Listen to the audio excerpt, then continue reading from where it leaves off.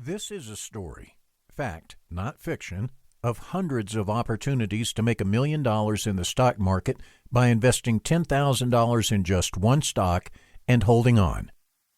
It was not necessary to pick the one right stock or the one right time to invest. Starting with 1932, a different stock could have been bought in each of 32 different years, and every dollar invested would have grown to $100 or more by 1971.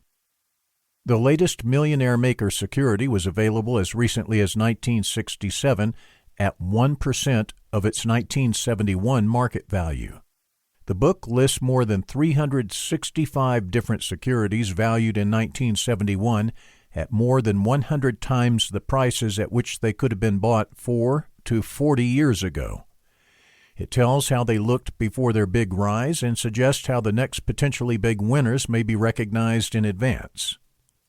100 to 1 in the stock market attempts to look to tomorrow and chart a course to help every investor, small or large, novice or professional, improve his score. The author acknowledges with many thanks the help of the individuals cited in the book.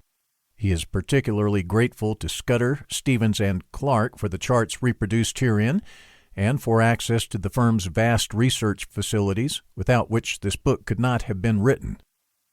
To the author's wife, Christine Reed Phelps, this book is dedicated in recognition of her contribution of the title and her patience and inspiration while he did the research and hammered out the text.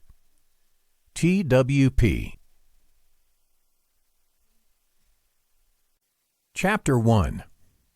Ask, and it shall be given you. 5 poor Arabs slept on the sand. A bright light woke them. Out of it came an angel.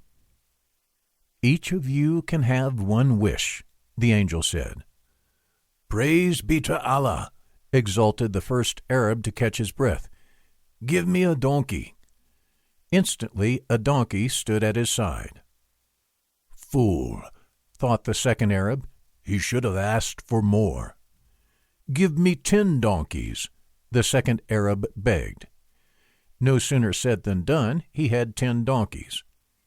The third Arab had heard and seen how the first 2 had fared. "To Allah all things are possible," he said.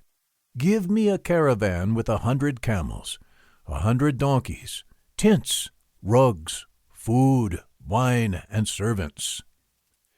They came so fast that the third Arab was ashamed to be seen in his rags before such an entourage.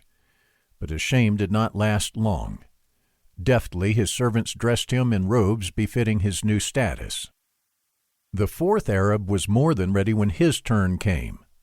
"Make me a king," he commanded. So quickly did the crown appear on his head that he bruised his knuckles, scratching where an instant before there had been nothing but an itch.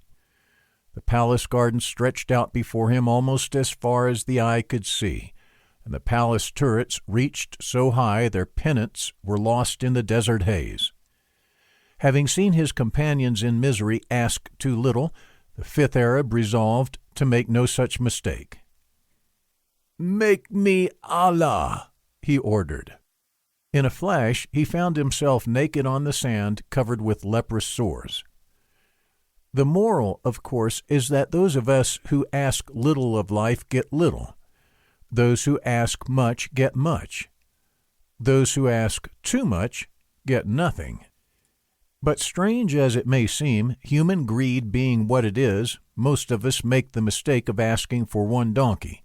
Few ask too much. Nowhere is this more true than in investing.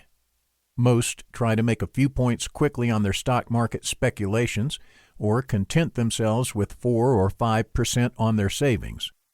Not 1 in 1,000 seriously plans and acts as one must to make a fortune. Most do not believe they have a chance. When they see others do it, they salve their egos by crying graft, or inside information, or born in the right bed, instead of trying to find out how it was done. Even when fate puts the prize in their hands, they throw it away time after time. Some can't resist the urge to cash in their